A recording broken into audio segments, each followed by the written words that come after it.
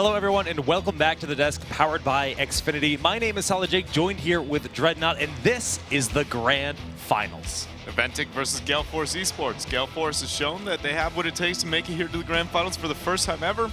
And Naventic pretty much has just got to prove that they have the strength that they've had throughout this entire tournament. They did look a little sloppy, though, in the last set that they had, and I feel like that might be enough that maybe Gale Force can capitalize on their mistakes. Yeah, honestly, right after the match where we had Naventic defeat Brainpower 2-0, Naventic was actually, it almost seemed like they had lost because there was a bit of arguing going on between the teams. So they weren't fully happy with the results they put out. Obviously, worked out those kinks coming to the Grand Finals, hopefully.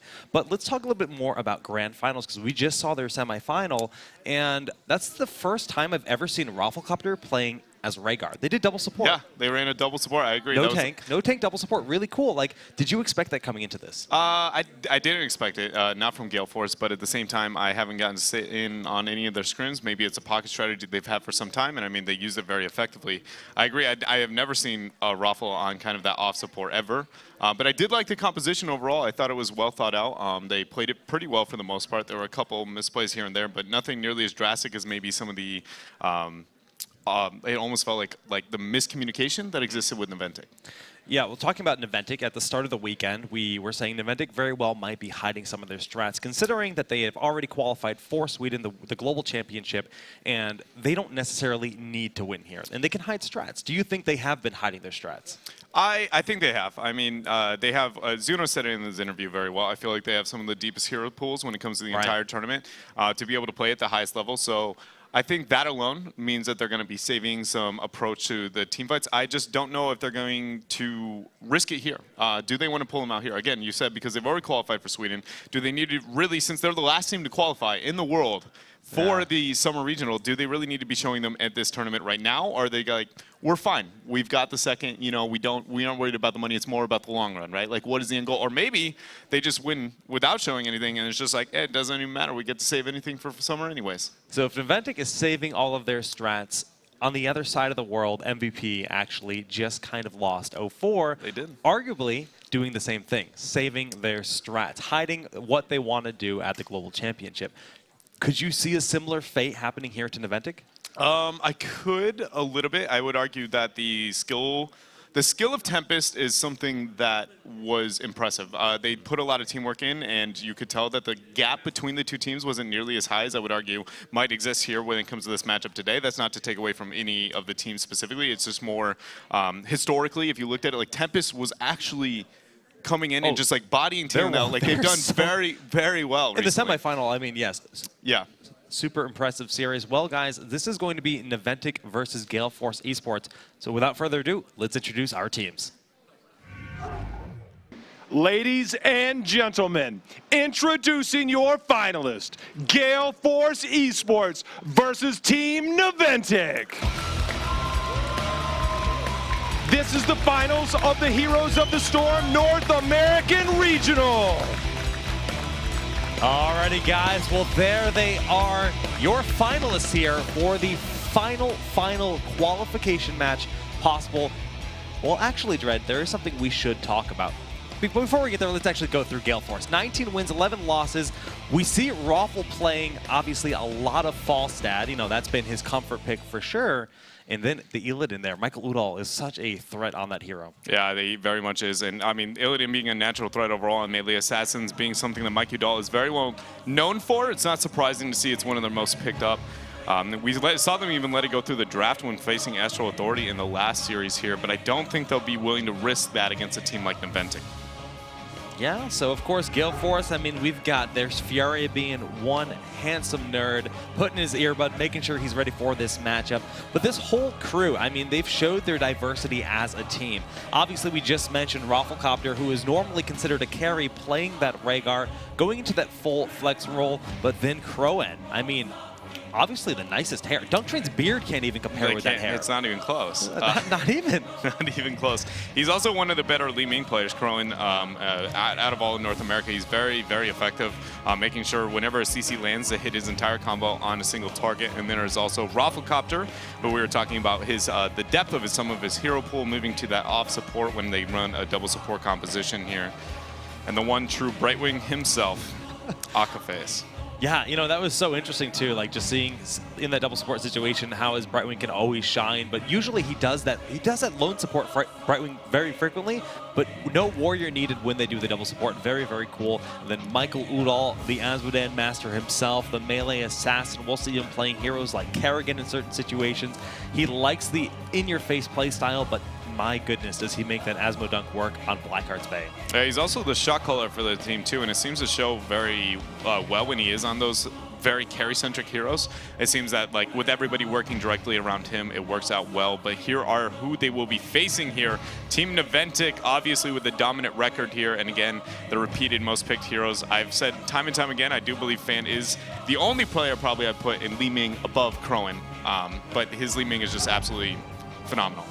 Yeah, and I think there has been so many different players on this team that have shined in different parts of this tournament. Yeah. We were talking about Kenma's Uther yesterday, really just kind of above and beyond. Zuna is always a playmaker. Fan himself. Man, his Sonya today is just shrekking people. And it's really just a team of legends across the board. They went on to Korea. They had decent success. Then here in DreamHack Austin, the first regional event, they took it back to Cloud9. They won the whole tournament, qualifying for Sweden. But they just look unstoppable here at the ESL North America Regional. Yeah, at this point, it does appear as though they are unstoppable. McIntyre there.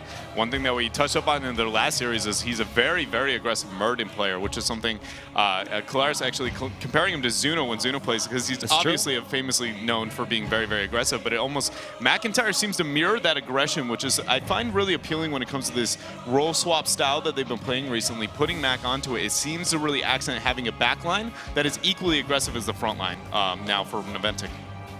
Yeah, but do you think there's actually room to punish that? I mean, sometimes McIntyre seems to be almost ahead of his team in a pace at some points, where it has cost, like especially late game versus Brainpower in game number 2. There were scenarios where I actually thought that just the Murden diving in on his own was going to be a costly mistake for Naventic. Yeah, I think it is punishable. I mean, whenever there's aggression, if it is not perfectly executed, it's always punishable. I wouldn't say it just sits only on McIntyre's shoulders. I mean, obviously Zuna at times, even Fan in the last game that they played, had moments where they might be a little bit too aggressive and was easily punished for it. So it all comes down to how well it's calculated, really, when you are that aggressive team.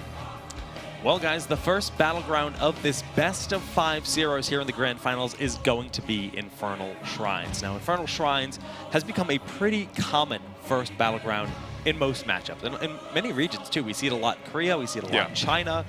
It's internationally the most played map. Yeah, so honestly, these teams are going to be confident in their strategies. We're going to see what they bust out. I don't know if we'll see anything super crazy right out of the gates here, though.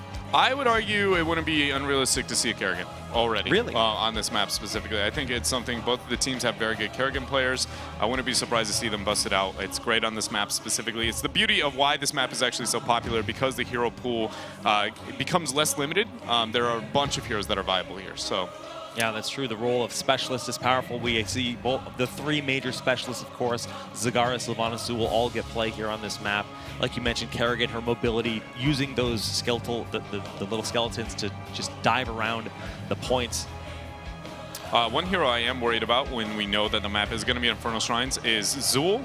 Zool's a hero that I feel like this tournament hasn't seen too high a prioritization from a majority of the teams. And I am afraid to see... I know Naventic's going to be able to prioritize it appropriately. I don't know how much. We did see Gale Force pull it out in their last series, but I don't know if they're going to be able to understand exactly where it's going to be a problem when it comes to the draft in particular. But we are going to be getting into it. Gale Force eSports is going to be the first pick here.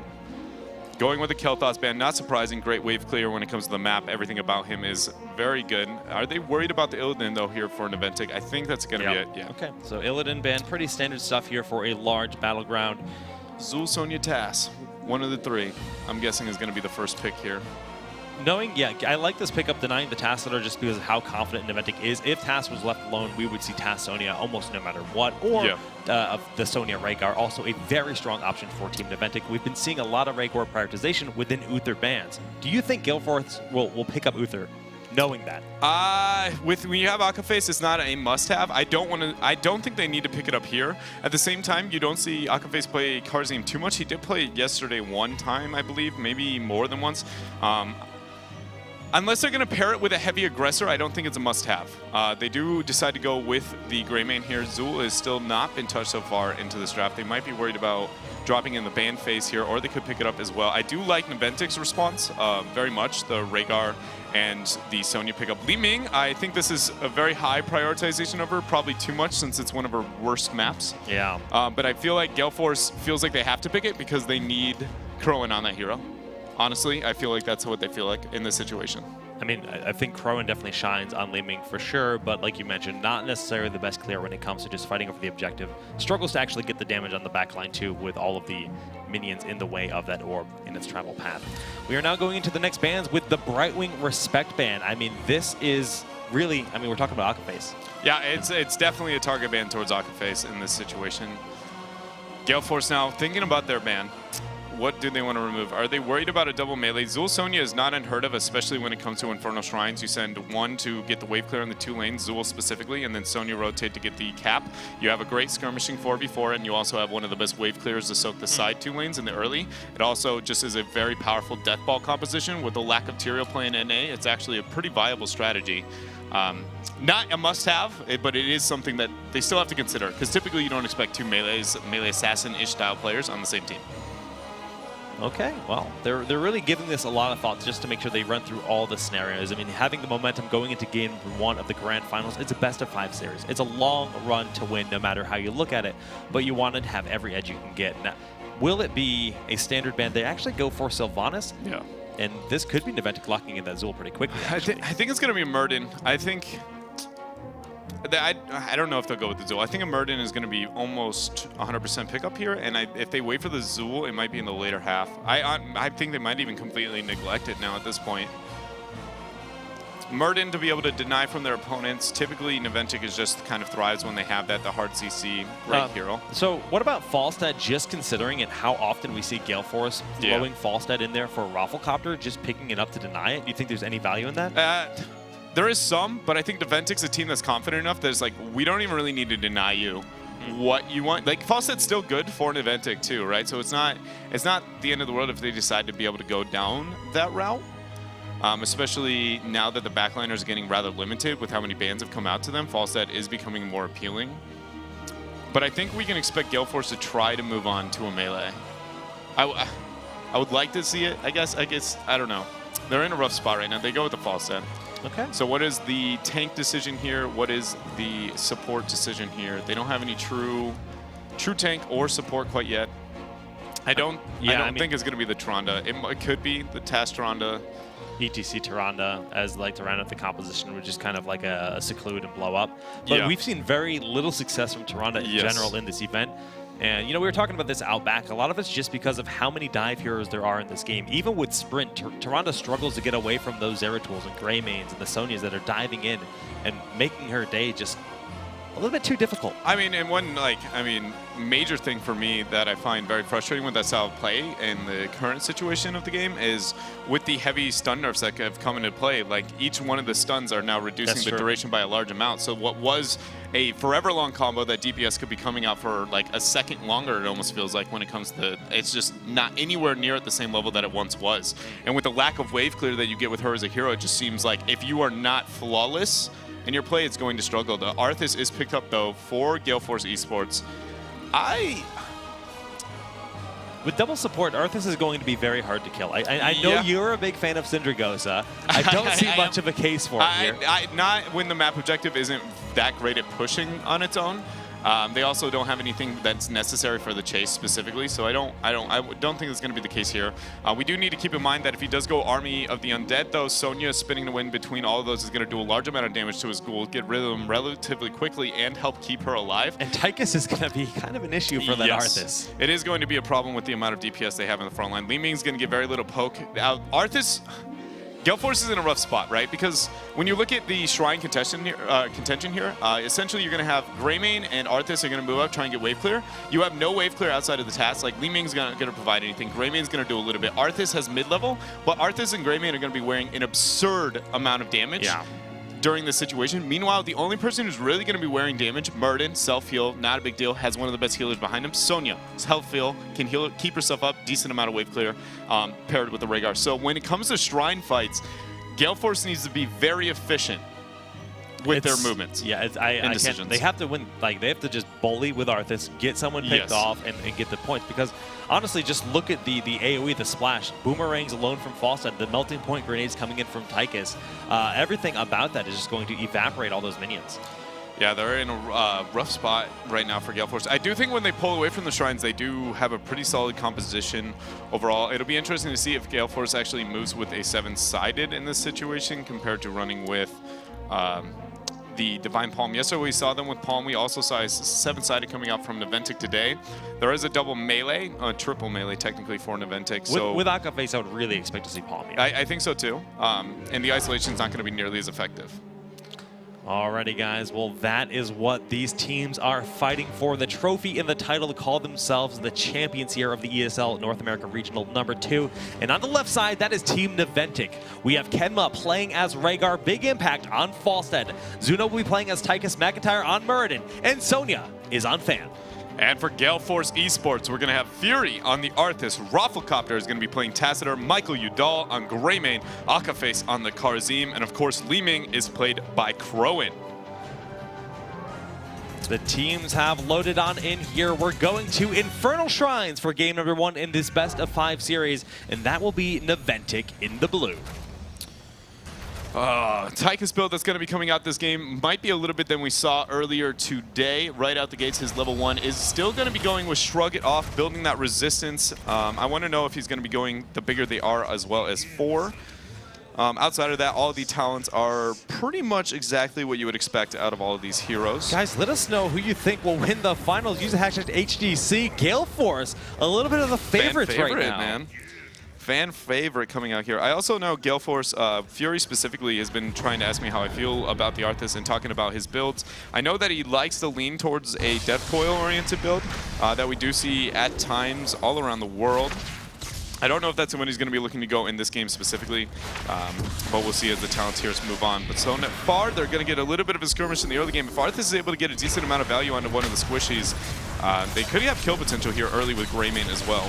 Already, Fury taking a lot of damage, but a nice route. They're connecting on Fan, enabling Michael Udall to go in and get that big cleave in with Greymane. And that orb hits 3 targets, doing some very nice damage in this early skirmish.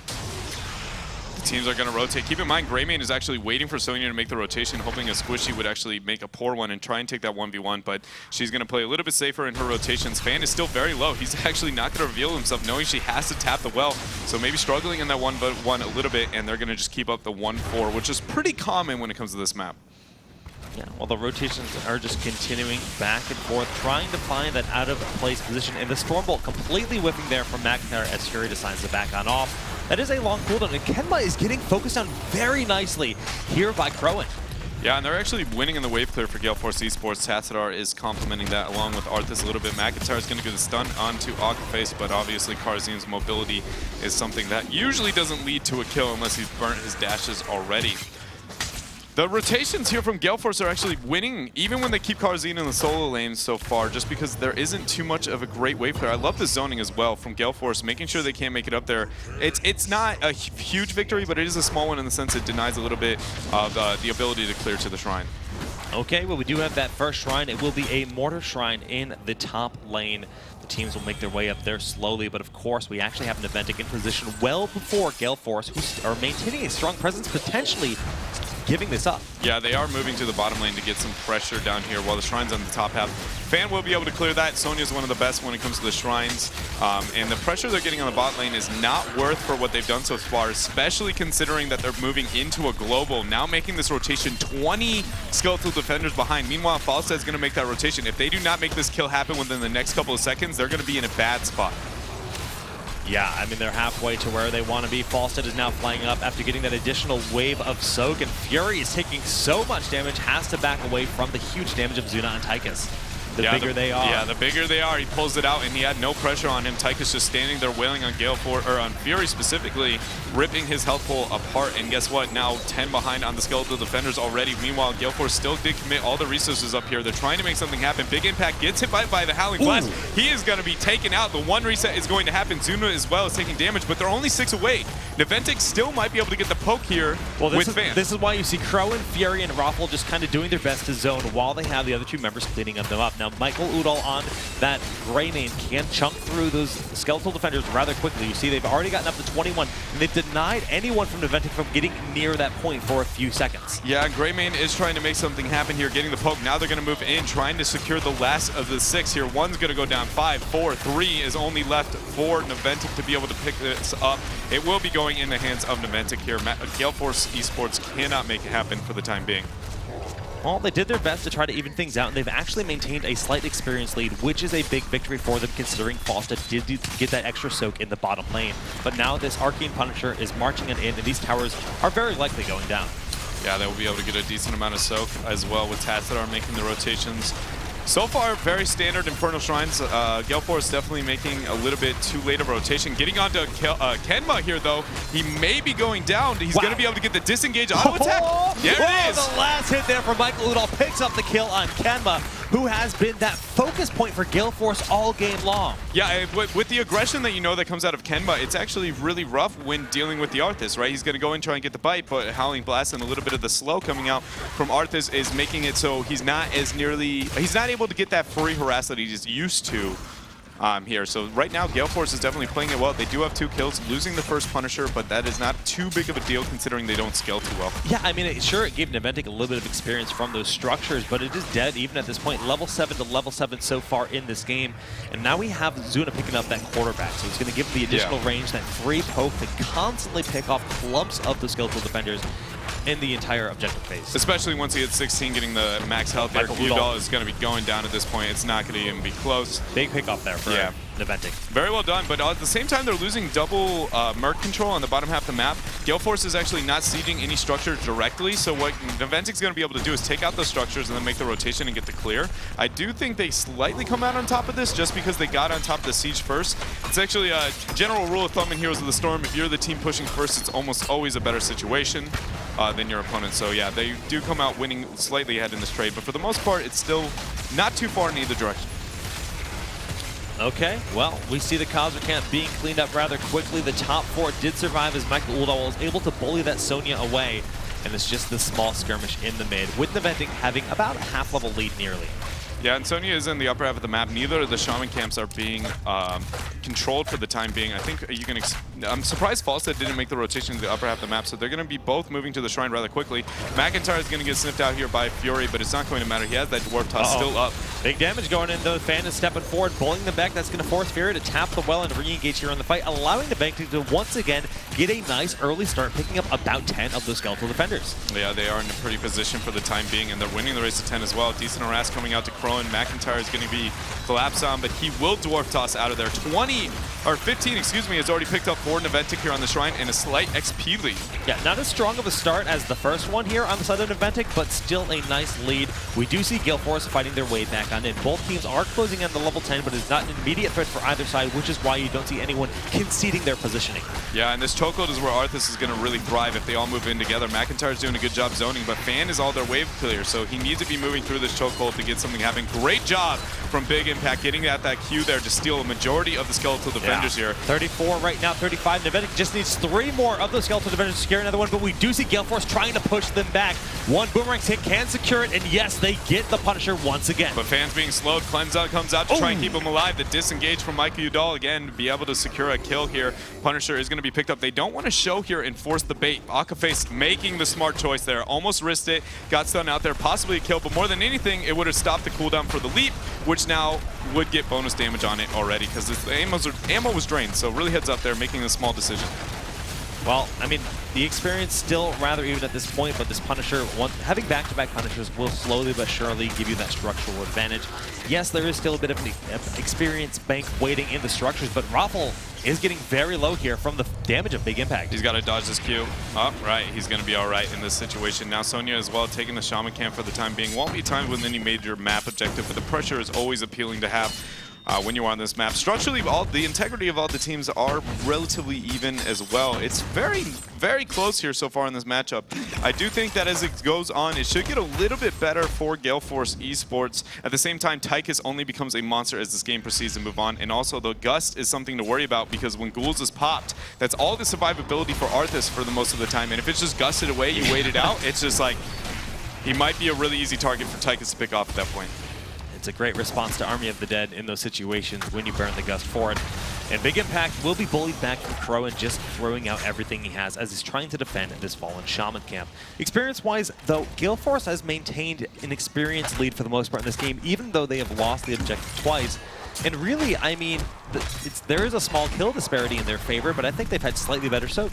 They have done a good job maintaining the soak, and they are losing a little bit of damage on their front walls and their forts for the most part. But yeah, they've done a good job. Michael Udall, Murden dives in back there, gets the Stormbolt, and that is one dead Worgen here in the top lane as the 3-man collapse will not only get Michael Udall, but the fort as well.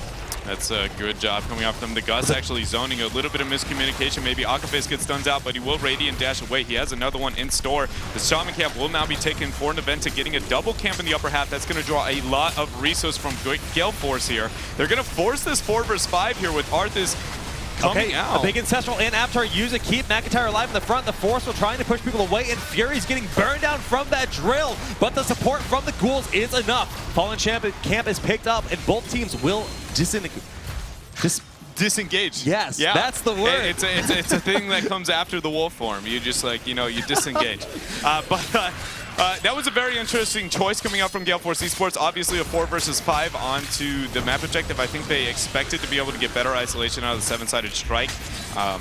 But now they are kind of on the back foot. They don't have any major heroics, or at least Arthas does not have any major heroics, so he's going to be dependent on his team to be able to keep him alive. 7-sided strike is a very short cooldown, soon to be back up here. While the majority of the heroics are actually down for Naventic, so that might be a point that Gale Force can actually abuse. It's just Army of the Dead that's lacking here, and yeah, I mean, Fury did use that to great success to stay alive in the last situation, but without that, it could be dicey. McIntyre in the front, Udall is going deep. Zuna gets incredibly low, but they managed to peel at the last moment, barely keeping him up. We do see many of the skeletal defenders now going the way in favor of Gale Force, forcing Zuna back, and with that heart, they might finally have a Punisher in their favor. Yeah, go for the throat was used, and just almost an inch away there, it felt like, on Zuna's health bars to be able to get the reset. They will now secure their first Punisher for Gale Force eSports. They are a little bit short when it comes to the heroics for the time being. It's only going to be threatening the fort. Greymane is actually backed out already, showing that he has more interest in Soak. Now making the rotation here. Free harassment coming out on the Punisher. Interesting choice to move for that Soak, but now collapse towards mid from Gale Force. Yeah, Udall is here. Fan is not the healthiest in the top half, but he does not quite have that go for the throat ready yet. So he's going to play a little bit more passively than you might expect from a Greymane as this Punisher gets its final shots off. But Big Impact gets picked off. Big Impact is positioning. That's the second time it really feels like he was kind of caught out, and Gale Force is doing a great job. Mixed between Fury, Crowan, and Mike Udall, it seems like they're getting a lot of DPS out onto those targets now. With one man down, they're being aggressive, looking to try and make something happen. Hopefully looking to maybe get a front wall here and a little bit of structure damage. But this is now kind of the first time we've had a momentum swing going in the side of GFE. All right, well, we do have that Trail of Frost here for Arthas, relentless on the Karazim in this matchup. And the Tychus didn't going for it. That's the stuff. That's the stuff. Is such a great talent. It makes Azuna going to be a little bit more tanky and do a lot of damage to that front line. If Arthas decides to get on him, he can just kind of stand still and be like, hey, I can out-trade you here in this situation, and for the most case. But now Merc Pressure is going to be picked up all over the map here, around a level lead advantage for Gale Force eSports, and structurally now being pretty much dead even between these two teams. Gale Force has done a really good job so far in this game. I was surprised they were able to capitalize on the lack of heroics. I feel like Naventic overcommitted when it came to just getting a camp, and that came to punish when it came to the Punisher. I mean, a little redundant, but... Right. Well, right now we do have, like you said, that full level lead just about on the side of Gale Force. Not quite another shrine yet, but we have this great poke coming out from Crowan. Eliminating this bottom tower is going to set them up so nicely as they start to close in on level 16 with that level advantage going into the next shrine, and it could really enable them for a pretty much guaranteed Punisher if Naventic is this far behind. Naventic now taking the Shaman camp. That should work around the next shrine spawn, because I believe it's going to be in the next about 30 seconds here. We'll see another shrine popping up, and if it's on the bottom half of the map, it will gain them a little bit of value. Greymane's already in position. It's on the upper half here, so it should be a free clear. 16 is the race is on, really. The flight from Big Impact isn't going to be in a good enough position, and Zuna taking a lot of damage from Crowan. Big Impact wanted to get a Gust there, but he immediately realized he could not get it, and he actually barrel rolled just to ensure that he did not get picked as he did earlier. So now, Gale Force eSports closing in on 16. They do not want to take this fight on the Shrine until they do, which is why you see Naventic actually posturing in the Shrub. They want to force the fight before their opponents get 16. It should be able to get spotted out here by Tassadar. They should understand the circumstances. This is not a surprising situation to be in. Yeah. They're going to wait for the 16, be very aggressive at that point, and usually lock in a Punisher here for their team. But this is actually telling. Naventic is actually starting the Shrine here.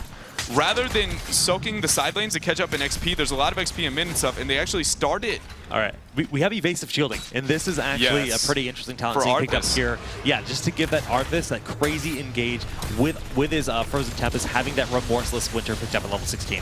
Naventic is now setting aside only Falstad to get the soak.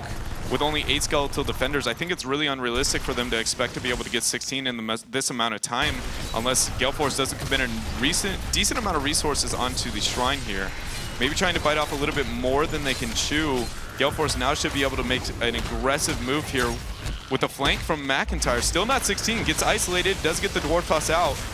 Okay, we do see Chrome being pressured by Zuna in the back, but Zuna's pretty far forward. Huge missiles going in with that Disintegrate, but the Gust to force that leaving away. Fan will get a big Ancestral, but the Drill is down, forcing Gale Force away. And Ruffle trying to trade out will get the last minute dimensional shift. The resets therefore leaving, giving huge power to Crowan, who melts through too. McIntyre's gonna fall as well. Suddenly it's a 3-0 in favor of Gale Force. I'm going to be completely honest. I don't know what Naventic was thinking in that type of situation. They looked like, okay, so that was a situation where they were essentially, they worried about the Shrine. They said, we're going to take the fight 15 to 16. Then they half committed, took Falstad into mid saying, we don't want to take that fight. Then re-rotated and said, we're going to take that fight. Now, you can tell their thought process is definitely almost confused, I guess. Right. They don't know exactly the situation that they're in or how they want to approach it. I mean, just like Azuna's position there in general, he was so far forward thinking they had the advantage there, but it really did not end up being that way. Yeah, and I feel like they're expressing these kind of concerns through their positioning alone when it comes to their rotations overall here.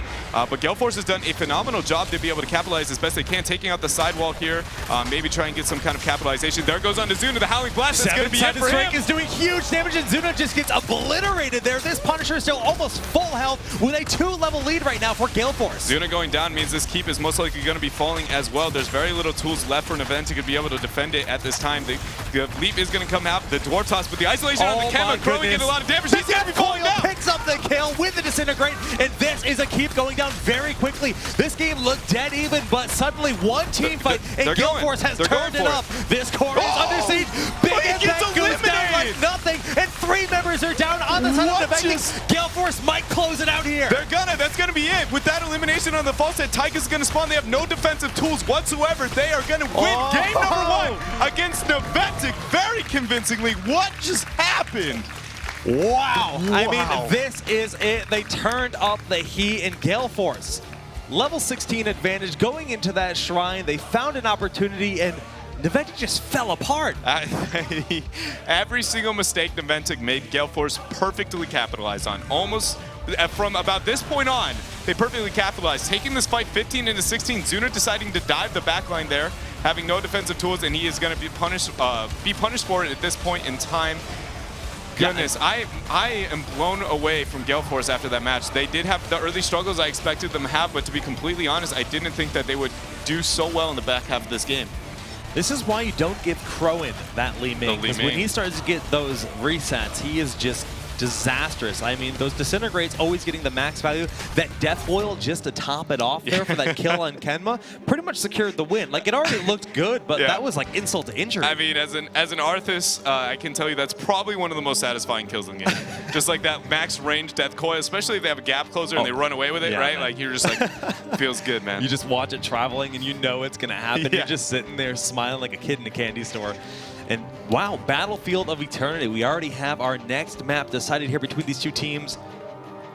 This is the map Naventic thrives on, for sure. I agree with you wholeheartedly when they're on the same page. Kenma has a very peculiar face on his face right now. I mean, the exact same problems that I feel like we saw when facing against Brainpower came out in that match, but the better team, Gale Force, was able to capitalize on those mistakes where Brainpower wasn't going to be able to. So much so that when that game was almost dead even for a high majority of it, it went from like 0 to 100 within about 1 Punisher. I will say, though, the pickup of Falstad did not work for Naventic. Right? Yes. Big E, he's a very strong player, but his Falstad, I wasn't feeling it there. I feel like if they had just not given Falstad, let Ruffle have the Falstad as he would normally pick up, it would have looked a lot better for Naventic.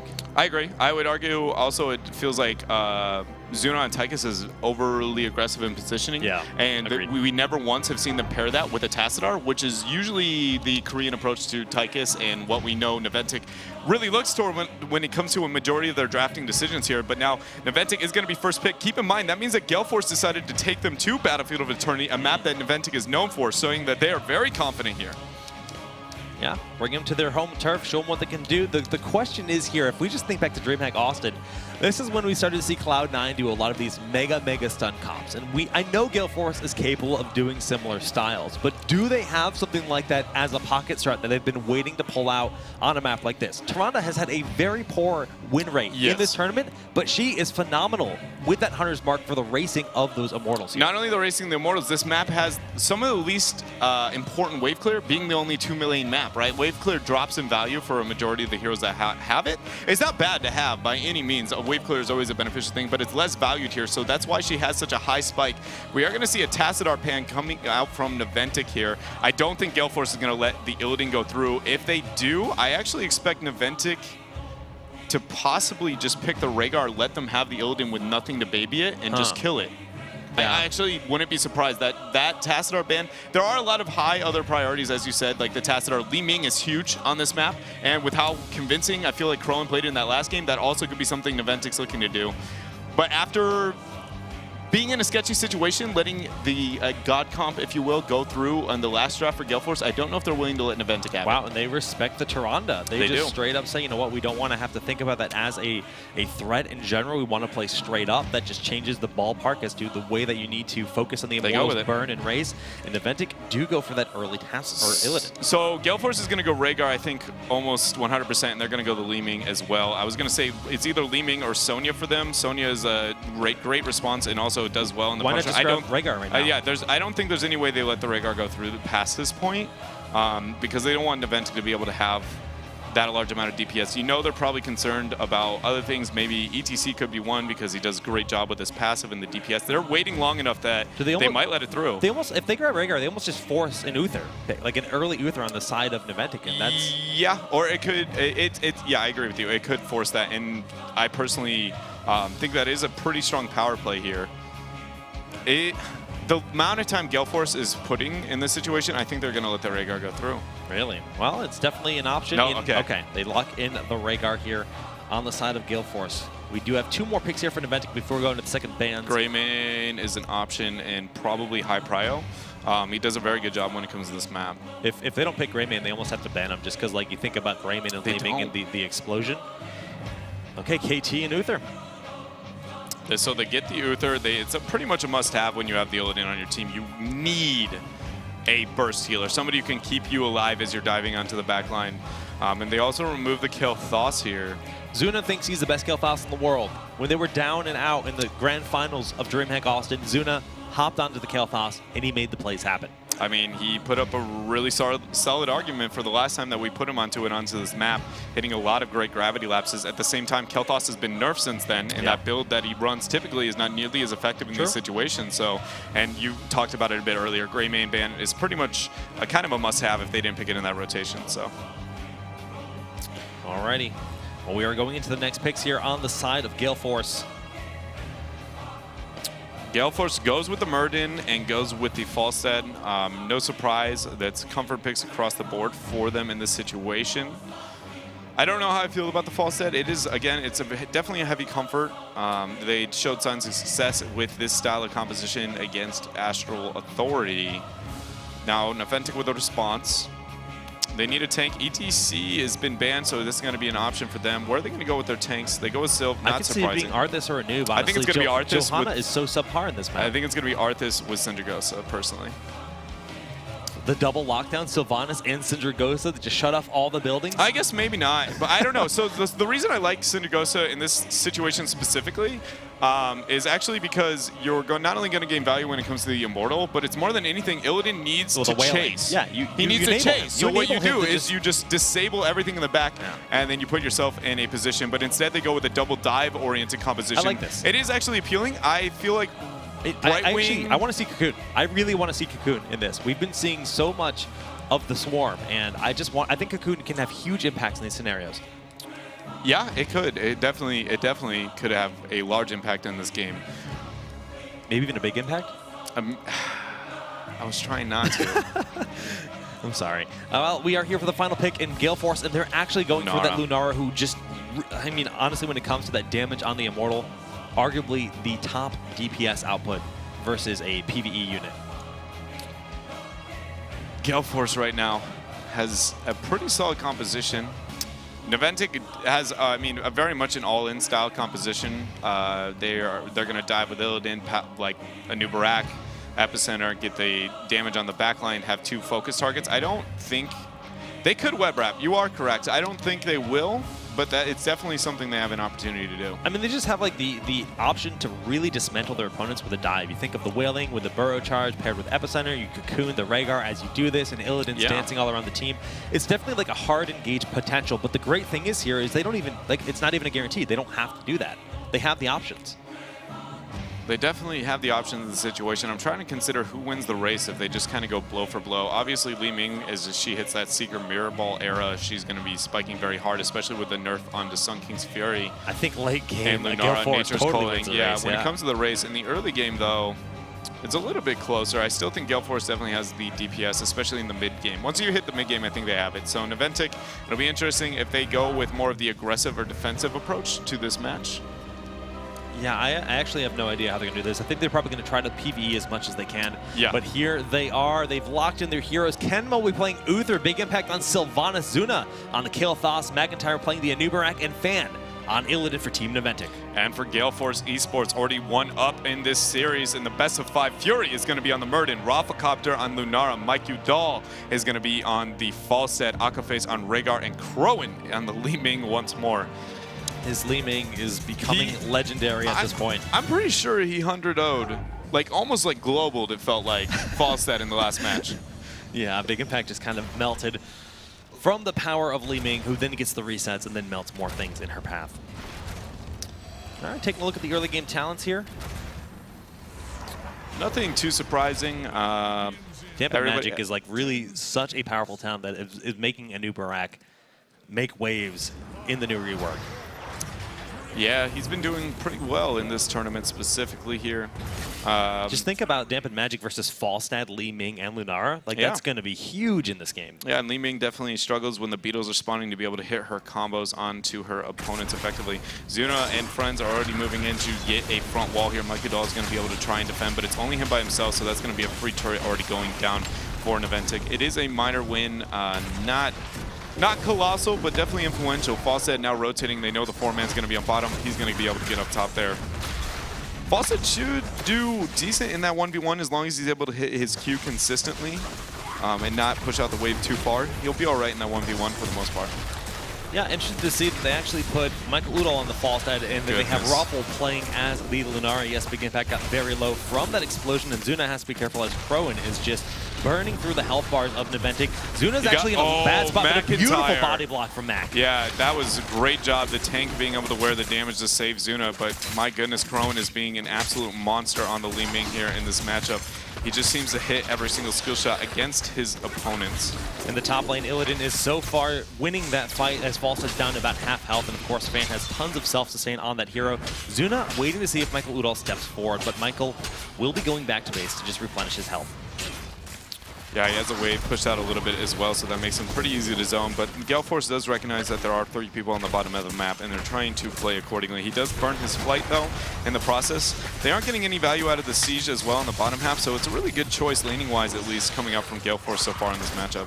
Okay, 5 seconds till we have those Immortals up. Like we mentioned, Gale Force seems to have the better race potential in general, especially once we get to the later portions of the game.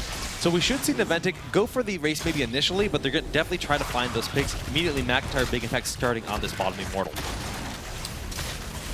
Meanwhile, in the upper half, Crone actually gets the blink over the wall. Fan is going in very deep here to get the defense. Both the teams have gotten it down roughly to 75–80% on the Immortal. Nature's Calling has not come into play quite yet, so Lunara is not going to be able to eat at the health bars too much. Yeah, all right, so Fury just scouted out Mac. Mac was looking for that big burrow charge engage onto the backline because that Lunara is very squishy. If they can get the dive, the follow-up with the Gravity Lab Seal, they can absolutely melt that hero.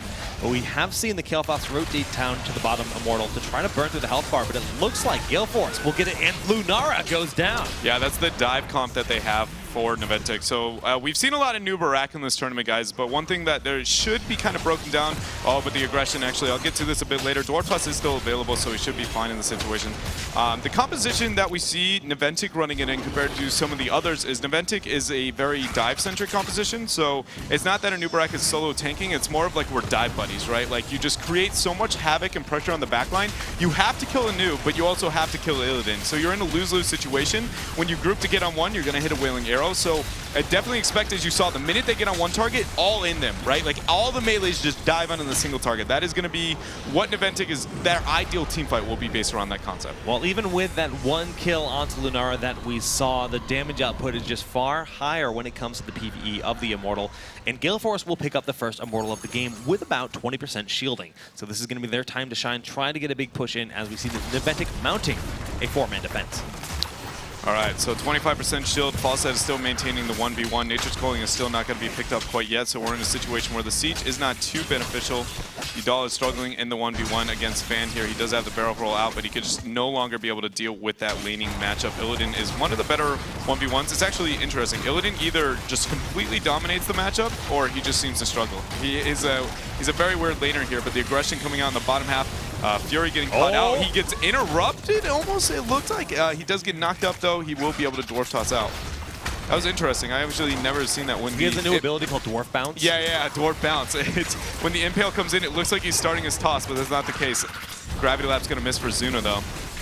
Okay, well, Rafflecopter barely dodged that Gravity Labs that did come in, but did not get connected. But Fan is going to get picked up here in the top lane with a nice Dwarf Toss in front of Fury, picking up that kill. Great job getting minor momentum here for Gale Force eSports. Zuna, that's another Gravity Labs miss. We talked about how he felt like he was the best Kel'Thas, and last time we saw him on this map specifically, I would argue he was, largely because he didn't seem to miss one. So comparing the matchup between those two games, it very much feels like he's kind of on a different page here. The entire team seems a little bit torn. Dread, what do you think about the Spirit Walker's Grace here on Rhaegar rather than the just the mana regen? So the thought process behind this is you're not going to remain. So you're against Lunara. I expect him to move into kind of that into Tidal Waves at 13 to get that AoE healing. Yeah, but if you don't stay in Wolf form in this map as nearly as much as you do the others, right? That's so you don't get any value out of going Feral Heart. So he's going to put himself, he knows he's going to be spamming Q. The most cost-effective mana reduction talent he can take is actually Spirit Walker's Grace of Force. So that was really heads up. He's already adapting his build up in this matchup. Actually, he's not even against Lunara. That was my bad. I, for some reason, thought that was Kinma. All right, well, Nature's Calling has been, it's all good. Nature's Calling has been picked up here, actually Seeker as well. So we're talking about the Q build of Li Ming being phenomenal for just poking down through the health bars of the Immortals, especially once Mirror Ball is picked up in the late game. You still gain value just because the map with that talent choice, but it's not nearly as much as I wouldn't Naventic would have if that was their option.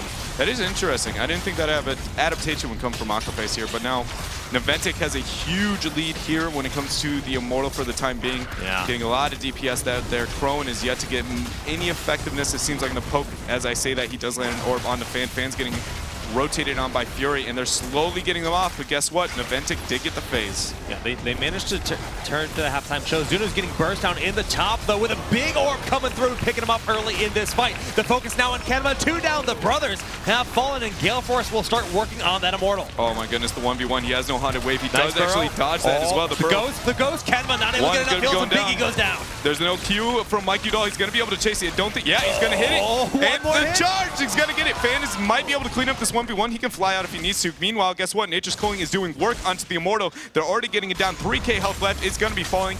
I'm going to be honest. Crowan, I said Fan was the best Li Ming in A, but I was wrong about that. Oh, man.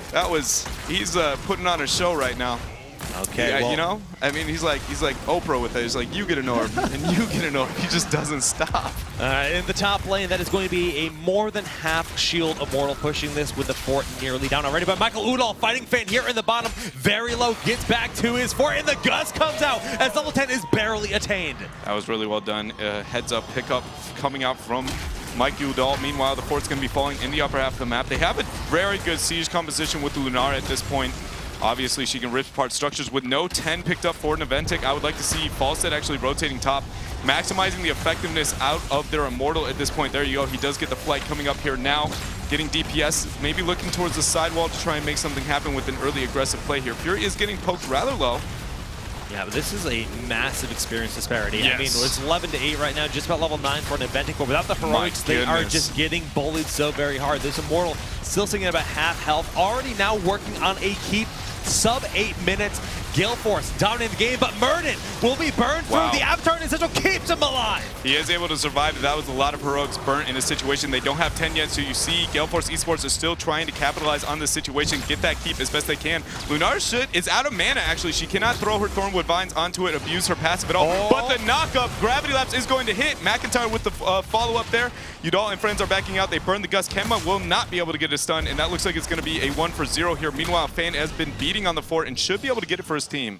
Okay, well, that was a big combo, getting that Gravity Lapse onto Lunar, enabling that kill, saving their keep for the time being, but is down to about 20% of its health, and Fan will get this pickup with his team here to safely escort him out. So Naventic evening up the experience nicely, but that keep is going to be a big, risky situation for them all game long. Falstead, Lunara, they might be able to try to sneak up there at one point in the game and just try to slowly poke it down. A few autos from Lunara is going to be a big issue for that keep. Yeah, and actually, Gale Force eSports, we'll worry about it a little bit if their Immortal goes with a high amount of shields, but if the next one has an absurd amount of shields, they have a really interesting choice when it comes to their decision-making. They can actually posture to threaten a keep and do this weird dancing chokehold, especially with Falstead with the Gust. So we'll see if they get themselves in that pretty of a situation, but for now, Naventic is looking to rotate on top. I like this patience from Michael Udall here. You see him, he knows he doesn't need to risk anything. He's going to wait it out. It's not worth possibly getting picked off. Okay, top Cosmic Camp is nice here for Naventic. Just make sure that it's not going to be a threat for them in the top lane, and we're about 10 seconds from the Immortals to be spawning. Now that the heroics are here, this is the first team fight where both teams have their heroics. Do you think Naventic has a better shot in these engagements? Oh, without a doubt. I mean, Illidan suddenly becomes far more important. A new Barak as well. They have way more kill potential, and they become far more chaotic to be able to baby the Illidan, get this weird double dive-centric composition. So they have what it takes in this situation. They need to make sure they don't get pokes. The Li Ming poke obviously has been detrimental, but Lunar is going to get caught out. That was a great cleanse and Ancestral coming out. Meanwhile, the Gravity Lapse misses. Zuna's out of position. But the Divine Shield is going to keep Zuna alive for right now. McIntyre already popping that Locust Worm, but Fan is going deep on Aquaface, who has spent all of his cooldowns, and he does end up going down to the Illidan. But Zuna will fall in the top to Fury on Murden. Murden will fall, but the big trades coming in for Crowan, getting the resets. And Raffle trading trades everywhere left and right, but Fan is turning up the heat. The shields are here with that evasion, trying to get the pick up, but Crowan teleporting over the wall. He does get the teleport over the wall if Mike Udall was able to hit a Q there, but guess what? The Burrow combo is going to hit. He does have it, but Fan might be going down. He does have Meta up at this point. He's going to be fine. He was waiting for the Metamorphosis. Okay, ends up being a favorable trade here for Naventic, but barely. They need to be very fearful of Crowan's Li Ming. If he resets, he will snowball very quickly. We see McIntyre popping that dampened magic, keeping himself sustained for now, and Kenma's actually leaving the fight, trying to retap that mana pool. Yeah, and the Burrow comes out. Gravity Lapse is going to hit. The stun doesn't manage to land onto anybody yet. The Immortal now slowly falling. It's going to be at the 75% mark. McIntyre is backing out. A camp has been sieging on the upper half of the map for against Gale Force. I guess, I mean, it's only one little guy, But Naventic needs 13, so that's why we see them rotating up. They're giving up their position here in the center of the map as Kenma did go back to base. Anub just went back as well. 13 around the corner. They cannot fight until then, but we actually have Crowan going back as well. Yeah, he needed the mana in this situation, which is why he decided to back out here. For now, they're in a fine position for both of these teams. It's pretty much whoever takes the next team fight is going to be in a very controlling position. Biggie. Fan and friends get on a great, actually self-cleanse. Will the Forsaken coming out there to keep himself alive. Okay, Zuna though, is incredibly low from that poison that came through, but Fury is also backing away. The gust hitting absolutely nothing as we see Fan was able to dodge it, and a two-man Willing Arrow securing the kill on Falset. They're now focusing Akaface. That's 2 down on the side of Gale Force, and Naventic has complete dominance of the Immortals. And the positioning of the Immortals now allows a little bit for Gale Force to possibly be able to defend, but if they mess up at all... Oh my goodness, Crone getting some huge damage on McIntyre, but the heals are there in time from Kenma. If they get a little bit of DPS, Kenma's the only one defending, which he can't do too much on his own. We'll see if Gale Force recognizes this out, actually. They get a little damage, but they realize that the Immortal's more important. Nature's Calling coming into play. Seeker's trying to get the DPS out as well. They actually get a large amount of removal from the shields. They're only using Kenva as a defense tool. I feel it was a pretty big mistake. If they had made that rotation and set 2 people, somebody who actually has kill potential with Kenma, they would have been able to deter a lot more damage for them. So Gale Force heads up, understanding their circumstances, but now they have to get rid of an Immortal. With a Sylvanas that can really deny the structures all of that DPS output onto the Immortal as well. So we'll see exactly how much damage Naventic can do. Now this is the last fort remaining on the side of Gale Force. They want to open up this lane because their lane is so very weak. This is a big moment to see exactly how much they can get done. Yeah, and it's wailing down here. A great Nubrak Impale coming into Fury. Fan is dancing around. A really good juke, actually, from Fury as well, from the Gravity Labs for the time being. Great stun. They're going on. McIntyre's getting blown up. The Burrow barely keeping himself alive. Zuna is now way too far forward as the noob had to back away. Wow. And Fury is on the case, but the Divine Shield at the last moment trying to keep alive. The Locust Swarm topping off that Nubrak, and the Ancestral tops off Fury. Wailing in the back. Is it enough for Biggie to go in? No, he gets a single kill. He'll end up trading with his life as Akaface barely staying alive in meta as Fan is trying to find another kill. That was a huge stun to be able to keep Akaface alive in this situation. The Immortal now goes down. They're trying to get the chase here. Will Maikyudo actually make an aggressive flight? Doesn't look like he is going to choose to do so. They do go 2 for 1 in a trade that seemed unrealistic for Gale Force right now, playing very, very well in the circumstances. And one of the biggest problems that we see here is Zuna is forcing the Divine Shield on himself. That is the worst target for the Divine Shield. You picked the Uther because you needed Illidan and a Nubarak to be able to dive the backline. So let's change one thing. If that Divine Shield had come out and a Nubarak did not have to burrow charge away, so Zuna could have stayed in the front line, would that fight have been in favor of Naventic? Any situation where the Divine Shield's going to be allowing Fan to just do his own thing, or a Nubarak to be able to do his own thing, and Zuna is not worried, or Kenma's not worried about Zuna's positioning, they're going to be in a far better position on these team fights. But Zuna's taking so much poke between the Lunara and obviously Crone's Li Ming seems to be poking everybody. That it's just, they can't commit those amount of resources. Alrighty, well, as you mentioned, Tidal Waves was picked up at 13. Level 16 talents are just now being locked in slightly in favor of Naventic, but we did see the Mercenary get picked up in the top lane in favor of Gale Force. Gale Force also have the Mercs in bottom, and they just eliminated that bottom fort here on the side of Naventic. They are going to be able to get the Merc pressure, and the Shaman camp is going to be rotating down there as well. I expect them to clear that out. No, that might not be the case any longer. I'd like to see them either worry about theirs or get rid of their opponents, because the Shaman camp sieging this entire time is a really rough situation. Okay, so they back out and get their own. That's actually a really heads-up play for Gale Force, largely because if they took the fight in that alleyway right there is where Illidan kind of thrives. So not risking that posturing with the siege in an area where if they lose the fight, it's going to be pretty much Fan's dream. Yeah, Earthcraft is going to make Fan's life a little bit harder as Rengar now has that, but we also have to talk about just the power of Cold Embrace paired with Underking. I mean, that's going to give them this ability to basically find a priority target and burn through that with this dive style. So Cold Embrace is now, like, it's essentially a Hunter's Mark. Yeah, it pretty much is at this point. I was just looking at when both teams go blow for blow, it's roughly 2,000, and that's not even counting the fact that Mike Udall rotated a bit slower. Now the defensive positioning when it comes to these, when it comes to the Immortals, this is always such an interesting phase, largely because the team usually with the most poke becomes in a better situation. Yeah. Which obviously is Gale Force. Well, the moment that they see Sylvanas in the top lane, they realize they are safe to step on forward a little bit. They've already done insane levels of poke.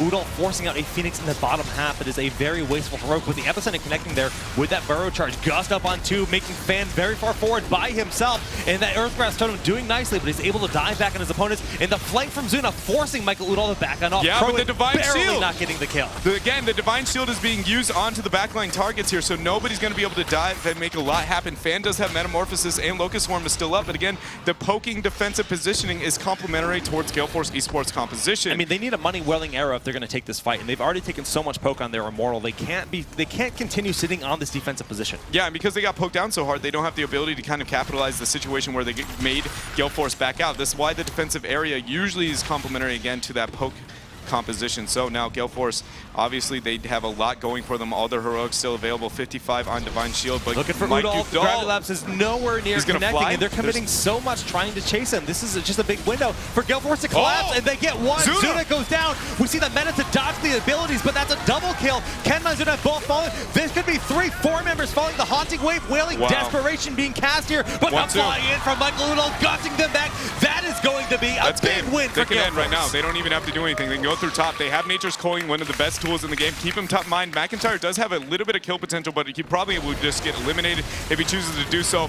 Everybody on Gale Force is just like, run away from the bug. We don't need to worry about him. We have the Nature's Coin, split up, don't take too much splash damage from the auto attacks. Crowan is tanking, which isn't ideal by any means, but I think Akaface will be able to keep him up here. He does have Tidal Waves, keep in mind.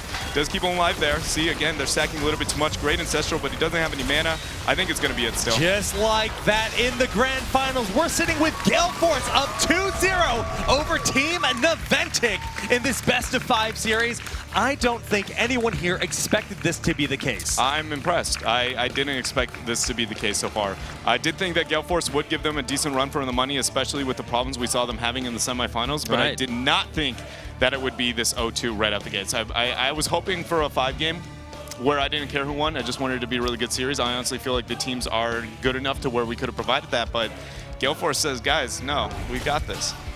I mean, we just got to talk about this game throughout it. Already we saw some big plays consistently. Those Wailings coming out, the flanks that we saw from everyone. Zuna was getting flanks, but as you mentioned, a big part of the story in this game was some of those Divine Shields that came out to keep both Zuna alive, Big Impact alive, those backline heroes that should be safe in those scenarios. Yeah, I mean, that's not even a Kenma thing, right? Like, you're obviously, well, the support is Divine Shielding the wrong target. No, it's a positioning of his melee, or excuse me, his assassins are in an important enough position that it doesn't really matter here.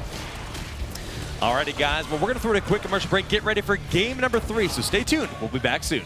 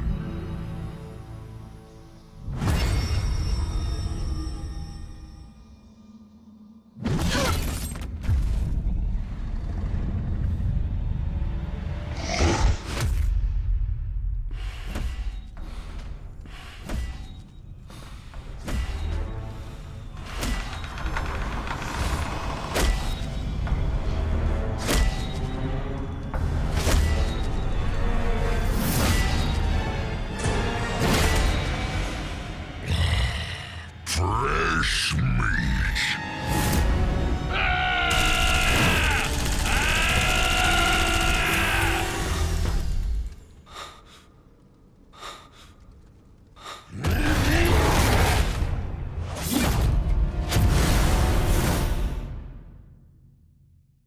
Hello, everyone, and welcome back to the desk, powered by Xfinity. I'm Solid Jake with Dreadnought.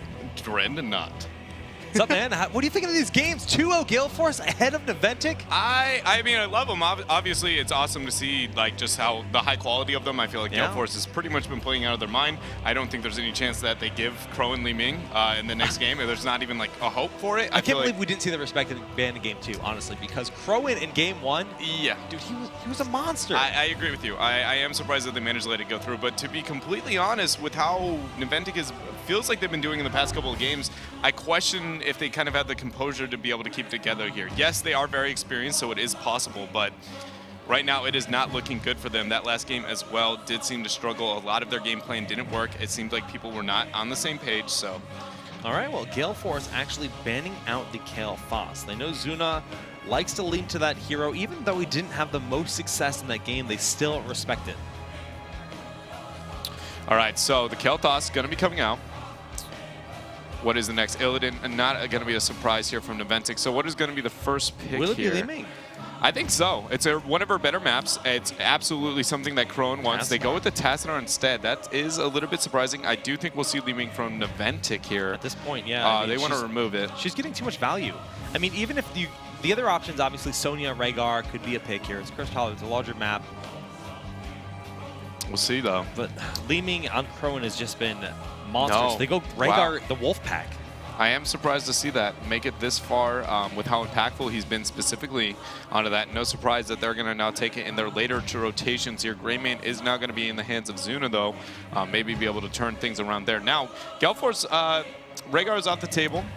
I don't think they're a specific group that feels like they're going to need the Uther, especially with Tassadar already picked up. It's usually not one of the better pairings. I wouldn't be surprised if they go with like a Murden, or if they want to go with maybe Deny of something, of maybe, or if they're worried about melees. I'm surprised that we haven't seen Thrall very much coming out of not only in this entire tournament, but for Naventic specifically as well. So, I don't know. They have a lot of routes.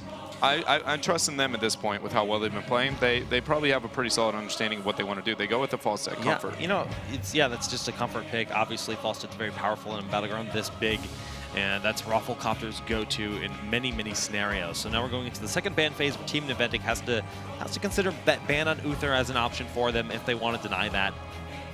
Or they could even look at something like Sonya. Yeah, it's a weird position. A lot of... It's not uncommon for them to ban out the Uther here, but again, I don't find it too appealing. They go with the Brightwing instead. I actually find that better than the Uther ban. Yeah, especially with Gale Force. Yeah, it would not only because it's Gale Force, double global on a large map, but then I also feel like I just personally really don't enjoy Tassadar Uther together. It's not a pairing that seems to work too well. The resources seem to stack in a lot of situations, and usually you don't gain too much value out of them unless you have an absurdly heavily committed like Illidan, for instance, right? Like just over heavy melee assassin with the double backline that they already have. You're not going to get that from Gale Force. So I do like the Brightwing ban from them. Outside of Gale Force, though, I mean, this isn't a situation where they can really deny a warrior or anything like that, so they just have to look for those comfort picks, the safe picks that they know Team Naventic might be wanting to run. What stands out to you as one of those options? Excuse me, I just for like a full-on comfort pick, because there's no situation where they can get a warrior deny. They actually go for the Zeratul. I actually think that's a better deny. For Naventic, I feel like that was something they were probably going to look to pull out. At the same time, I feel like they would be able to deny it, but it's kind of a response as well to the Brightwing. So when the Brightwing's banned out, usually you're going to see that as a response to play. You can't play Zeratul very easily into Brightwing tasks, so maybe removing one. They were fearful of the Zeratul, and you know Naventic likes to play it on these larger maps as well. Okay, well, Naventic, they will lock in a warrior here, their warrior of choice, to go in with that Greymane to be the front line, but they could also lock in Sonya if they wanted to do the double bruiser. We have seen a bit of success with that this weekend. Murra is the first pick. I don't know where Naventic is going to go from here. I would like to see them mix something up here. I think somewhere in the mix we will have a heavy melee. It's going to be Sylve, and I think last pick will be, it's again going to be a Sonya or a Thrall, most likely. I would like to see Thrall. Yeah, Thrall has seen very little play, as you mentioned, in this event in general. With just kind of the shift of the meta happens often, teams start to favor him a little bit less as there are new laners. Zul also not getting him as much play as I would expect, but Kharazim is locked in for Gale Force. Kharazim will be the choice now for Gale Force, actually taking 7-sided. Showing a little bit of adaptation in their play here. Tassadar Kharazim is a great pairing together. And then going with Johanna. You know, they have a great comp for stalling out the tributes when it comes to just their survivability. Johanna at the front, she can just shine her flashlight in your eyes and make you stop the channel. You also have Li Ming for the poke. And the Thrall is picked up as that last pick here for Naventic. I'm not nearly as confident in Gale Force's draft in this game as I was in some of the others. Okay. The only redeeming qualities that I really feel is like Crone has Li Ming. To be completely honest, it's not that they have a bad composition by any means. When I look at Naventic, I'm like, you got a dream composition. When I look at Gale Force, I feel like you've got Gale Force just doesn't have the same level of engage. Exactly, which is very important. Yeah. I mean, like, if your opponent's making mistakes, how do you capitalize if you can't just engage on your opponents when they make those mistakes, right? Yeah. And I mean, I'm always hypercritical of Johanna when she does pop up because usually she has to have a very flanking, aggressive positioning to be able to capitalize and make something happen because, like, one condemn is not enough to be able to start a team fight. Right, but a blessed shield on someone out of position just to get the pick, that's usually the most you can hope for on a lone Johanna. Yeah, and it's not to take away, Gale Force can easily win this game with the amount of poke that they have here. It's all just going to take is one perfect initiation. But again, the counter engage and just absurd amount of damage coming from Naventic here, I think is going to be a little bit more convincing. But we're going to have to find out here because tournament life is now on the line here for Naventic, where we are going to have Kenma on the Rhaegar. Big impact on Sylvanas. Zuna is going to be on the Grey Mane. McIntyre once more on the Murden, and Thrall will be played by Fan. And on the side of Gale Force eSports, they are one game away from qualifying for the Heroes Global Championship at DreamHack Summer with Fury on Johanna, Ruffle playing Tassadar, Michael Udall on Falsehead, Akaface playing the Karazim, and Crowan on his Li Ming, which is becoming legendary. It is becoming legendary at this point. See how much value he's able to get out of it on this map. Again, it's one of the better ones because there's very few moments where you're taking a team fight that something other than a hero is going to be taking the damage as long as you can throw out the orb in the general direction of your opponents, which it turns out Crone's pretty good at that. He is pretty darn good at it indeed. Well, looking at the level 1 talents, nothing out of the ordinary here. Pretty much what you'd expect to see. And as always, friends, let us know what you guys think about the finals. If you think Naventic can close it out and bring it up back in for us in this game number 3, you can vote for them. Or Gale Force, who are currently up 2-0.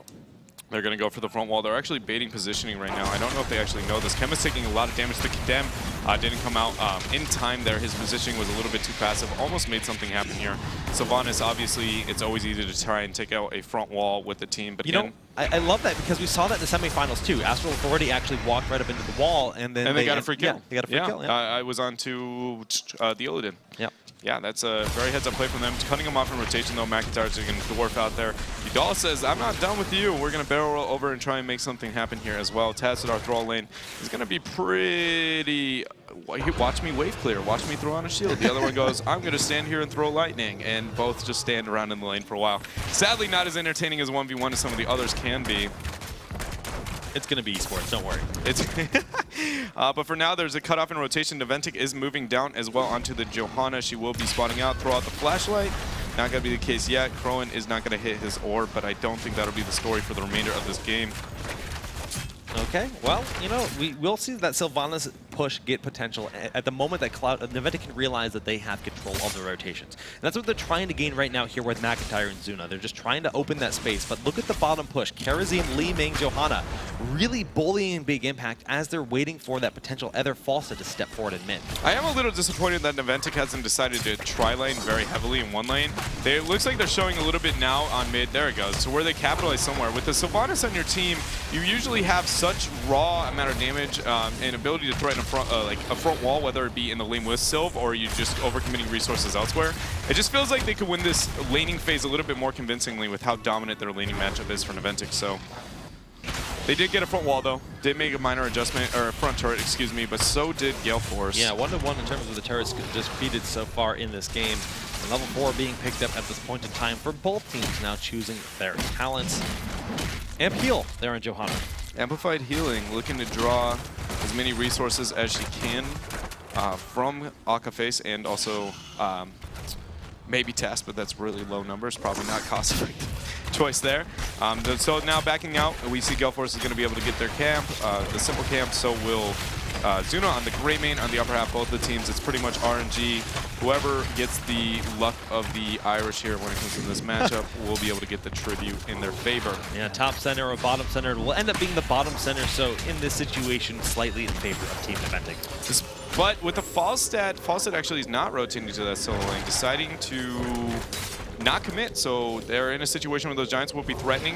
It's already had pressure on the front wall because Fan has done a good job of providing pressure onto that lane matchup already. So it's going to gain a decent amount of value. Meanwhile, Kenma and friends are trying to get a bit of clear, but again, Crowan just hitting those orbs max range, it feels like constantly.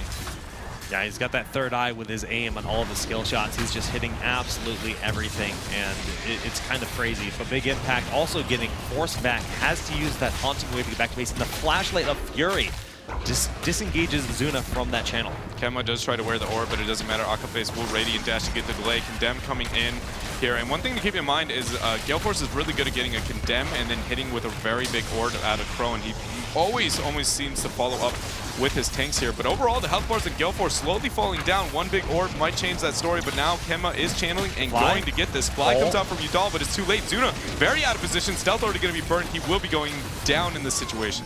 Yeah, so Zuna ends up going down, but Naventic secures themselves the tribute while we have this giant camp pushing in the top lane. So that's what we're talking about, the luck of where the tribute spawns. When both teams pick up giants at identical times, that's a big advantage they earned. It is a big advantage they earned, and it will essentially become a slight advantage if they do manage to take Gale Force eSports boss. But really, it isn't usually as big of a problem when you do have the global of Falset. You can keep him in that lane for a little bit, you know, overcommit when you need to. Definitely a little bit of a slow rotation from Michael Udal, so they are struggling in the XP department for a short period of time here. We actually have a Wizened Duelist. Yeah, it's gonna be interesting to see how that plays out here. If he's gonna be able to get the stacks. That's Zuna saying he's confident that he's not going to die this game. It's a bold statement considering he has only one solo support. Again, he's gonna be drawing a lot of resources coming out from Kemma to have that success. At the same time, I mean, very much could. Rhaegar is strong enough of the support to be able to keep him up. You just usually see that ran with like a Tyrael or an Uther, like a double cross support in some way, shape, or form. He picked that up right after dying too, so. Confidence. All right, the next tribute, the second tribute of the game has spawned here. Gale Force on the side of Naventic actually getting in there early, starting the channel. Falstad, the last one to make it to the fight, is just about here. And they're actually working on trying to clean up the night camp in the mid lane. Yeah, Fury's taking a lot of damage, popping the Iron Skin here. Zuna now looking to make the rotation. I don't think anybody can delay. Never mind, Rowan does hit him with the Seeker. Falstad is still soaking in the middle lane. Michael Udal has really made slow rotations here. Thrall is trying to make something happen as well. Kenma getting flashlights, he will not be able to cap it. Rawful has to back out of here, and Fury's getting burned down. He will be the first to fall in this fight. A nice pickoff here on the side of Naventic, but Kenma, many of his members and himself all very low. That chain heal is going to be a big part of keeping them up here, but Fan is able to bully two members back into the bottom half. Yeah, and Cleanse being taken, so without Echo of Heaven on Karazim, they really don't have the ability to have those long drawn-out fights and keep the health bars above their opponents without having the mass poke. But guess who has the poke? It's going to be Falstad and Li Ming, and Falstad hasn't been there for a majority of the fights. Actually, Kemma fighting a little bit early, getting stunned out. But right now, Naventic is going to be able to pick up this boss for free, having a very heavy rotation here. Usually the boss is, when it's sieging like this, is going to be so low in health that it's not going to matter too much, largely because the next tribute will be spawning and it'll probably die around that time. But if they manage to somehow keep it alive long enough and draw resources from Gale Force, they could get a free trip. All right, well, you know, in this game right now we do see the boss has been picked up. Obviously, Sylvanas gets crazy value when she's escorting the boss, so the bottom four very much exposed. Cloud9, who was behind in experience due to Michael Udal having that great soak on his Falstad in this game, will be evening things out in just a second as we do see the structure fall. Now they do lock in the 4-10 is going to be picked up for Gale Force still. That is pretty impressive that they managed to maintain this XP. So it just, if that was going to be the case, if the overall strategy for Gale Force is to out-soak their opponents for the time being, that's totally a viable strategy. They just risk too many of their own lives and positioning, I feel like, in a lot of situations to be able to get away with it. But now Tribute is going to be spawning once more. If Naventic is able to get it, there will be a curse. Falstad is going to fly, probably barrel roll over or try and make something happen here. But 10 is picked up, and this is a big fight for these teams. Beautiful Stormbolt there onto Fury, not able to get that Iron Skin, just now popping in. And we do see that we have Fan on that Thrall, just waiting to find his flank. Sundering is a big thing you have to look out for. Zuna going to the backline, forcing that barrel of the wall, but a huge orb coming out from Crowan. Yeah, the amount of damage from Gale Force right now with everybody there, all the poke, even though 3 people isolated, even Naventic says, guess what, this is not us, guys, we're going to hunting wave out of here and run. But Crowan's trying to be able to get the dismount wherever he can. That was a very decisive move from Naventic. Seems like the first time we've seen that heavy decision, and Zuna gets gusted into away. The corner after using the disengage, Sundering in desperation, but the 7-sided strike is too much. Wizened Duelist getting no value in the Bless Shield onto a double kill for Gale Force, not quite the triple with that Dwarf Toss. That great play from Michael Udal there, getting the Gus into the chokehold. He had no ability to get away, especially after stealth being burnt from his disengage at 4 there. So that is going to be a boss picked up for them as well. It's going to be timed relatively well with the next tribute as well, because they did burn some time to be able to get that tough kill here. So depending on the tribute spawn, it may give them another free tribute and probably a free fort as well, because this is going to draw a decent amount of resources on the side of Naventic. Yeah, and Fallside immediately able to rotate down to the bottom. They'll get the soak in mid. They're going to just kind of snowball ahead in experience, give themselves about a half-level lead at least after this boss does finish pushing up the top lane. But they're actually opting to not really escort it so much. They just want to put presence across the map, and actually they're going to have to go to this next tribute. There is the tribute. It does spawn in the upper half, so it's not going to be luck out for Gale Force eSports now. They are rotating up. Giants are a really good response to early bosses, by the way. It's very hard for it. Got decent amount of damage there. It's not going to be able to die, and it's pretty much a free clear. It's better than most heroes, actually, early on. So that boss will be falling for these teams. They're posturing around. Good poke coming out from Big Impact. Yeah, and just, again, all the heroics already in this situation. So, but you notice that Sylvanas used his Haunting Wave to get across the wall. So she's going to be a bit vulnerable for a short while here. Thrall is in the top with the boss, a little bit secluded from his team, and that's why Michael Udall is positioning himself, waiting for him to try to move in. No 13, so Gale Force actually, Akaves does not have the Relentless quite yet. Yuzuna is being very aggressive, trying to get a flank in a majority of these situations. But McIntyre is going deep, pops the Avatar early. Zuna goes in with a go for the throw, and the Gus pushes them down into a corner with a Bless Shield on 3, but a beautiful Ancestral, not going to be enough as that 7th Stride chunks him back on down. Zuna in the top, dueling with Michael Udall. Everyone on the side of Naventic is just so low. Yeah, they're running away, and that was a really good Gus and a 4-man Wailing Arrow, but guess what? Sunder's still up, it comes out, but the Force Ball denies them their approaching. Kenma's all by himself. He gets obliterated. Zuna is going to be able to get taken down after the reset as well. Giants have been pushing top the entire time, but this tribute is going to go to Gale Force. They need to make sure they open up the map as best as they can during these small times. Yes, they have been able to get these advantages and remain ahead in the XP, but this is where they need to stop playing so passive. We need to see Gale Force open something up, right? They're in a situation where even if they have level 20, if you're losing in the structure where you keep letting your opponent just get as many things as they possibly can, even though they're losing the team fights, it's not really going to matter, right? Because in that later half of the map, you can't win the game. You aren't prepping the map to be in a situation where you're going to win condition. They're only in a situation where they got one fort. That was fine because they managed to take the boss for the time being. But with these small victories, Gale Force needs to stop being like, you know what, we're just going to back out and get Giants. We're going to be fine. Like, no, this is where you need to be opening the map. All right, well, they have opened up the experience in their favor at their bare minimum, so they do have that going for them, but Naventic about to even things out with level 13 just now being picked up. They'll be locking in their talents. We have to talk about Winston Duelist getting no value whatsoever so far in this game, and we do have Gale Force, like you said, getting a bit more aggressive. Big E all by himself. Haunting Wave will get him out away from that orb, and the totem to peel him off from that point. McIntyre has the Dwarf Toss, so what was nearly a nice pick off for Gale Force is denied. Yeah, it was a good attempt there to try and make something happen. Zuna has remained in the upper half of the map, so he's going to be a little bit late on this rotation. They do manage to clear the Knights for their team. Giants will be pushing on bottom, but not too big of an advantage. Level 14 has been achieved for GFE, but 13 talent tier has been picked up as well for Naventic. Yeah, we've been seeing a decent amount of Earth Shield for that burst sustain on those frontline heroes. This, like you said, the 5th tribute will grant the first curse of the game no matter what. One of the teams will have that power for them. Giants being cleaned up nicely here. Matt controlling the space. Beautiful chain lightning from Fan, denying that safely. But those orbs cannot connect like that. Fan just took way too much damage for free, and the 7-sided is doing massive damage with a very poor Sundering coming through. Yeah, the Sundering hit very few targets. Everybody on the on the side of Naventic, their health bar slowly falling down. Crowan looking to try and be able to get a reset. They do not have too good of hard engage anymore. And Ancestral hitting onto McIntyre as well at half health. But guess what? Mike Udall with a power throw is going to hit 3 targets, chunking them very heavily here. Kemba is going to try and get the cap, but they do get the delay for now. Gale Force is slowly falling behind a little bit in this fight. There's no Ancestral. There's no Avatar. McIntyre needs to be careful here. And Zuna's going in all by himself. He will be burned down very quickly, but barely getting out of the reach of that Disintegrate. We see the Wailing was cast in that, but Kenma goes down, and there's no support left. The orb will pick off Sylvanas. Crowan is just on fire. This kid does not miss.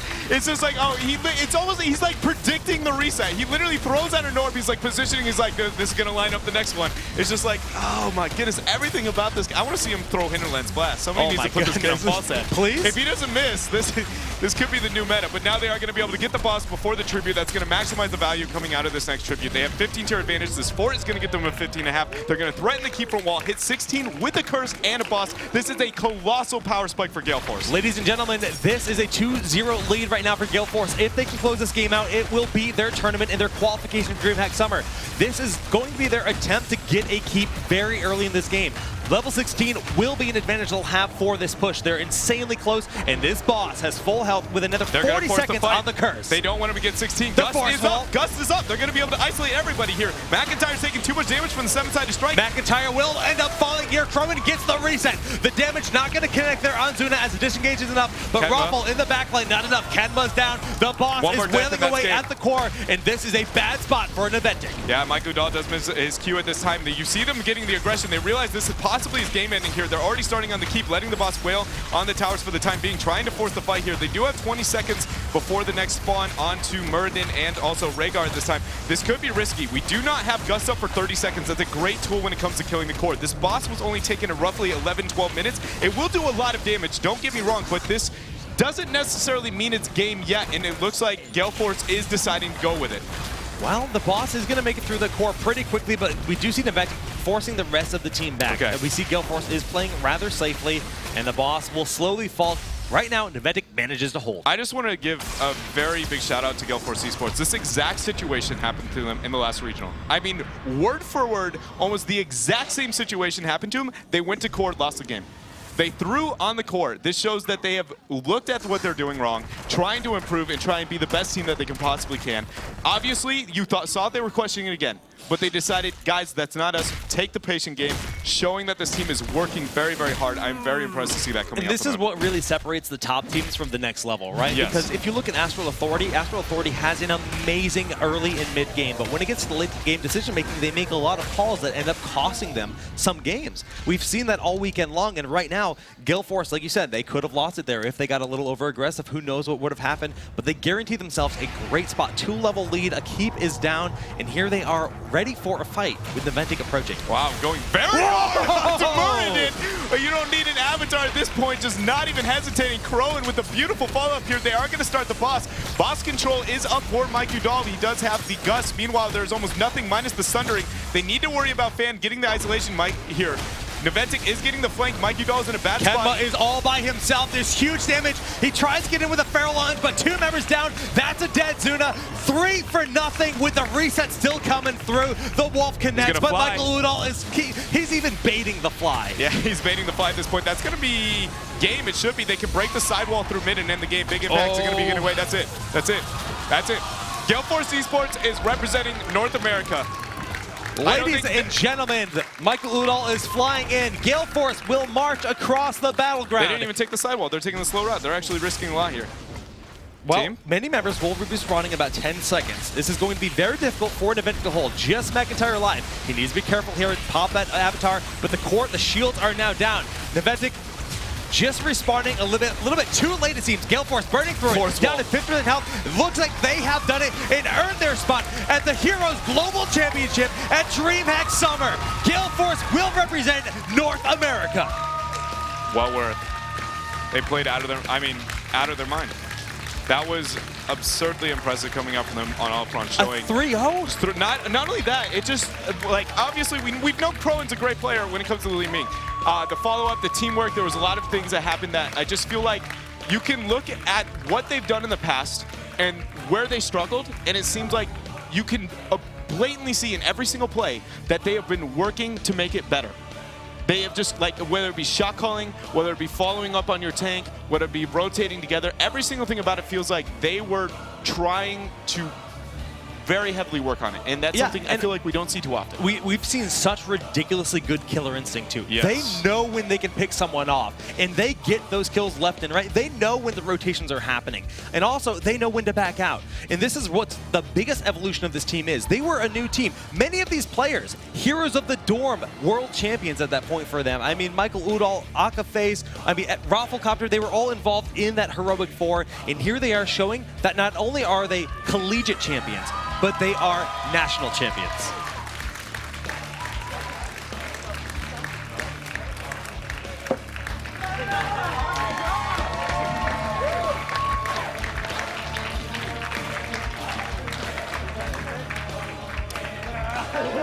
All right. These guys are happy. These guys are happy. Udall, come to me, man.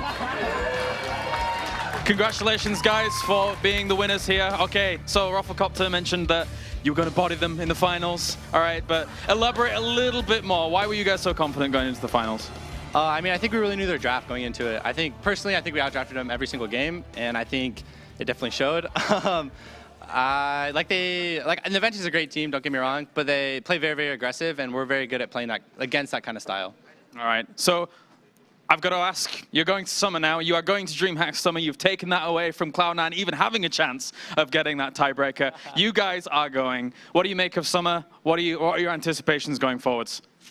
I mean, our goal since day one, our Skype chat, it's actually really funny, our Skype chat when we first formed as a team, it said the future of NA. So we're here and we're here to stay. BlizzCon 2016, guys, we're going to win it. All right, well, ladies and gentlemen, once again, give it up for your champions here in North America, Gale Force eSports. You know, Dread, it's been a crazy weekend here in North America. Gale Force, new blood, making its way to the Global Championships. I couldn't be happier to have been a part of this whole event. I completely agree with you. And to be completely honest, I'm proud to say that they are representing North America. No matter what their success is going into Sweden, I feel like it's a group of guys that show their hard work. I mean, I often compare them to my Insanity when it comes to Europe, but I'm proud to see them moving on. Alrighty, guys. Well, Naventic and Gale Force Esports will be our two teams representing us at the Heroes Global Championship. Thank you so much for tuning in, and we'll see you at DreamHack Summer for the World Championship. Take care.